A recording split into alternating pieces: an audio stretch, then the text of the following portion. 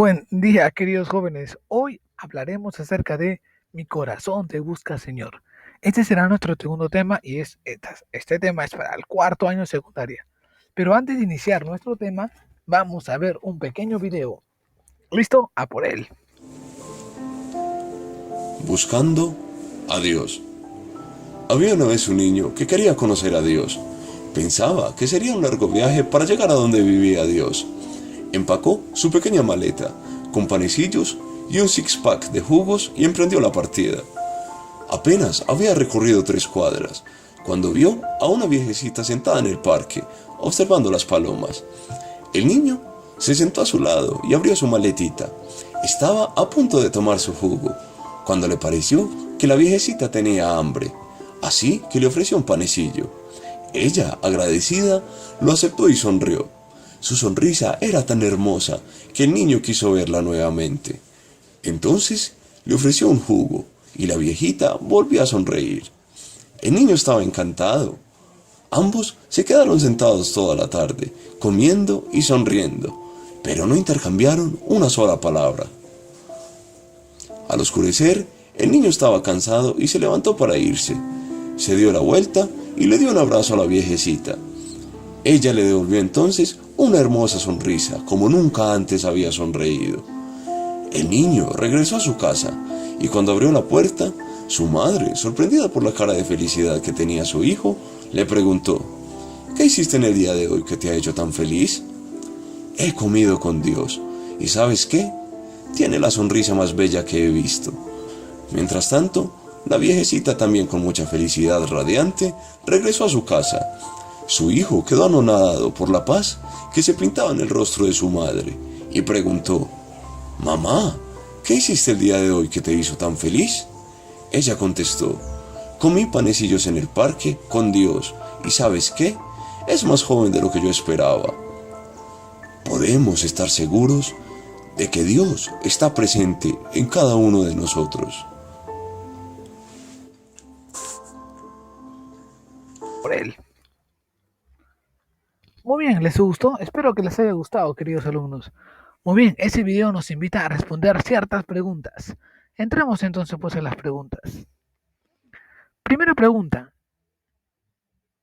¿Por qué el niño le dice a su hermano que conoció a Dios? Segundo, ¿por qué la anciana le comenta a su hijo que Dios es más joven de lo que pensaba? Y tercero, ¿por qué crees que para las personas adultas es más difícil encontrar a Dios que para los niños y jóvenes? Esta pregunta recuerda que tienes que hacerlas en tu cuaderno, porque si no tienes tu libro, es allí donde tienes que desarrollarlos. Ahora, esta pregunta, que es en familia, la vas a resolver con la ayuda de tus papás o de algún familiar cercano. Y las preguntas son: ¿te has preguntado alguna vez dónde está Dios? ¿Lo has buscado? ¿Dónde? ¿Qué harías para conocer a Dios y sentirlo en tu vida? Con la ayuda de tus papás y de algún familiar vas a responder estas preguntas. Recuerda también hacerlas en el cuaderno. Muy bien, partiendo de allí, en esa búsqueda, esa ansia que tiene el hombre por buscar a Dios, han existido lo que más adelante se han conocido como sectas y movimientos religiosos.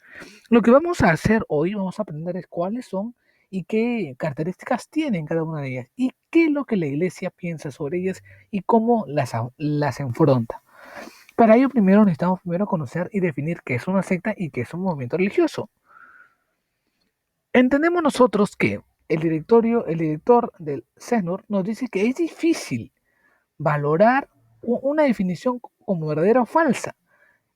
Expresiones como nuevos movimientos religiosos y sectas pertenecen a una pluralidad de lenguajes. Es decir, hay que necesitar precisar de acuerdo en qué ámbito estamos tomando el concepto, sea un ámbito histórico, sea un ámbito sociológico, un ámbito psicológico social o un ámbito teológico. De acuerdo a qué ámbito se esté trabajando, se puede dar una verdadera definición. En base a ello, hemos tratado de dar una luz a una definición de secta y de movimiento religioso. Entendamos que, primero, etimológicamente, el término secta proviene del latín y posee dos definiciones distintas. Una de ellas es sequi, que significa seguir, y la otra es sectare o secare, que significa seccionar, cortar o separar. Partiendo de esa idea, nosotros vamos a definir qué es una secta. Secta sería todo aquel grupo que sigue a un maestro de doctrina particular o al que se separa de un tronco doctrinal específico.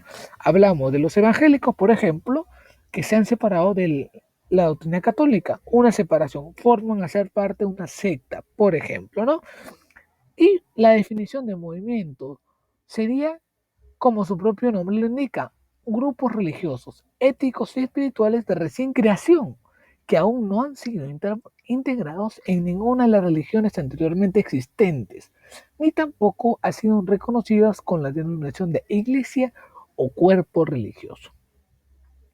Habiendo hecho esta pequeña definición, te invito a ti, querido alumno, a que con tus propias palabras intentes buscar un significado, el significado que más creas conveniente acerca de estas dos definiciones, de secta y movimiento religioso.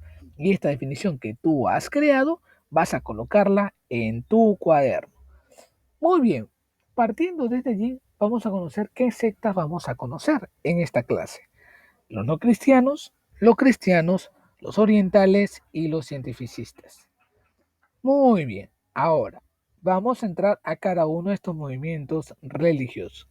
Vamos a ir en busca de Dios y cómo lo han ido buscando todos estos tipos de agrupaciones o movimientos. Los no cristianos, llamados paracristianos, porque utilizan la Biblia para argumentar y predicar sobre Jesucristo. Segundo, se presentan como cristianos, pero en realidad su interpretación y doctrina de la Biblia es ajena al cristianismo y a la Biblia misma. Tercero, a veces se les denomina secta por su cerrazón al diálogo, o sea, son fanáticos, fundamentalistas y son de una estructura sectarista. No están integrados en el diálogo interreligioso y no forman parte del diálogo ecuménico por su condición de no cristianos. Mezclan doctrinas cristianas con otros de origen masónico, gnóstico y esotérico. ¿Quiénes son? Entre ellos tenemos aquí la iglesia mormona, la iglesia de Jesucristo de los últimos santos, los últimos días, los testigos de Jehová, tenemos los niños de Dios, la iglesia de nuncificación, la iglesia de Cristo, científico cristiana, y esas serían, por tanto, las que pertenecen a las que son no cristianas. Siguiente religión, las cristianas. Agrupados en el Concilio Nacional Evangélico del Perú, fundado el 17 de noviembre de 1940, procedente de la Iglesia Protestantes Clásicas. Ahora que estamos viendo este aspecto son de aquellos movimientos religiosos o sectas cristianas. La Biblia es su único y fundamento para hablar de la revelación de la predicación de Jesucristo como Señor y Salvador. Y tienen dos requisitos según ellos para salvarse: el arrepentimiento y la conversión de corazón. Ahora, ¿quiénes están aquí? Tenemos la Alianza Cristiana Misionera, la Iglesia Evangélica Presbítera y Reformada del Perú y la Iglesia Evangélica Peruana. En general, porque sí, hubo una millonada de este grupo de sectas. Muy bien, pasemos ahora a los orientales. No son grupos vivenciales, sino que sobre todo doctrinales. Predican una doctrina, una filosofía más que un Cristo vivo, o sea, un aspecto más filosófico lo que tienen ellos. Luego, afirman que solo se encuentra en ellos la verdad plena y salvación, basándose en lo esotérico y en lo desconocido, en la parte misteriosa según ellos. Y aquí entre ellos tenemos a el Mahikari y el Hare Krishna. Ahora tenemos los cientificistas. Corresponde a la pseudociencia, a quienes piensan que la ciencia es todo o que al menos es el medio principal del que disponen para saberlo todo. Ellos basan su doctrina en el conocimiento del ser humano mediante diversas técnicas como relajación, catártesis, posturas filosóficas. Adoptan la creencia doctrinal de que el modo de conocer a través de la ciencia es el único que merece el título de conocimiento, solo ciencia. No entran en un aspecto de fe con ellos. Entre ellos, ¿a cuáles tenemos? Tenemos a la Iglesia de Cientología, Divina Revelación Alfa y Omega, y la nueva Asociación Nueva Acrópolis. ¿Y la Iglesia qué? ¿Y la Iglesia Católica qué piensa sobre ello y cómo maneja eso la Iglesia? La Iglesia ciertamente, la